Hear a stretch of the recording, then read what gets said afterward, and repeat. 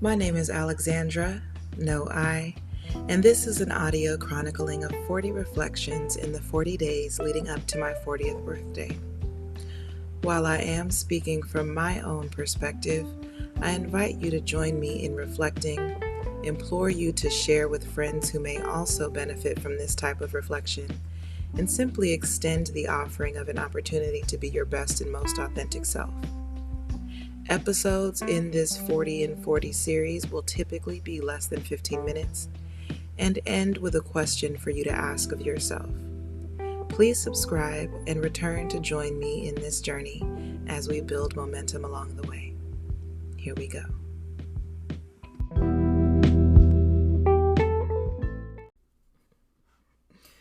What it do, baby?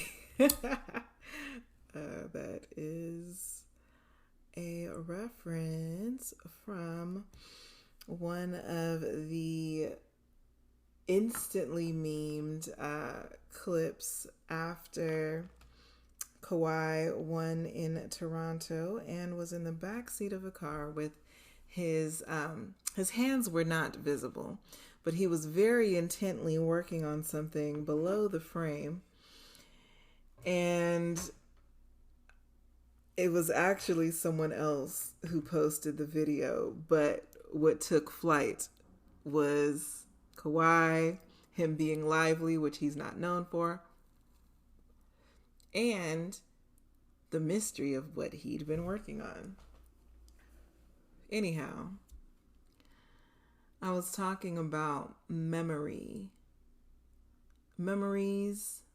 but really individual memory, how well one remembers things. And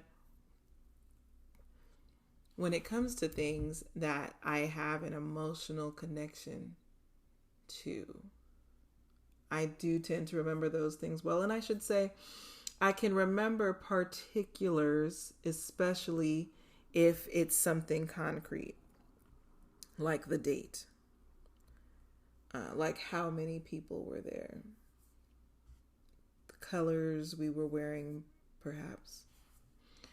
But I can forget what I'm saying mid-sentence. And so, in thinking about like to-do lists, I've always been a list maker. To do, to pay, to buy. Those are lists I still keep to this day. But I'm also thinking about some of the lists I made when I was younger. Maybe, okay, you could say like, okay, a wish list, right? Like toys you want. Or even, I've just been one to process my thoughts in writing for as long as I can remember. So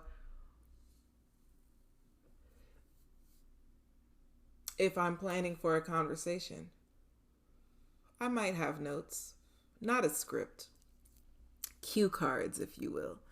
And I definitely had that when I was younger. Maybe less now, but as I've said, my mind can jump around from topic to topic. So just as much as I want the other party to have their mind fixed on what we're talking about, if I want to help myself with that, I might need a visual cue. Also, speaking of memorization, I am a person who can remember things better if I have written them with my hand. Typing doesn't always give that same impact. So, I even, not only like in preparing for conversations, but thinking about the things you want to remember. We take pictures. We, now we post on social media. If we're not in a position to jot something down, we may take a voice note. But what do we do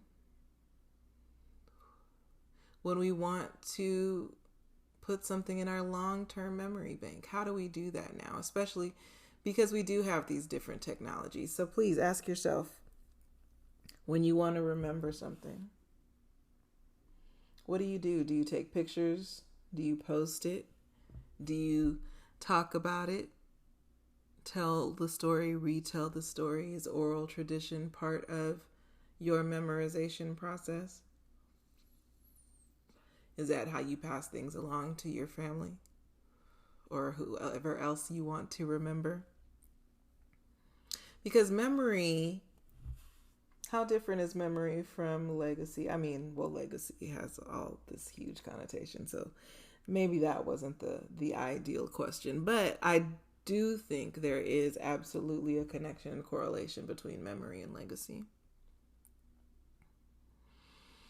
Maybe not your daily to-do list, like that, those, remembering that may or may not have to do with legacy, but all the little pieces, right, add up to make the whole.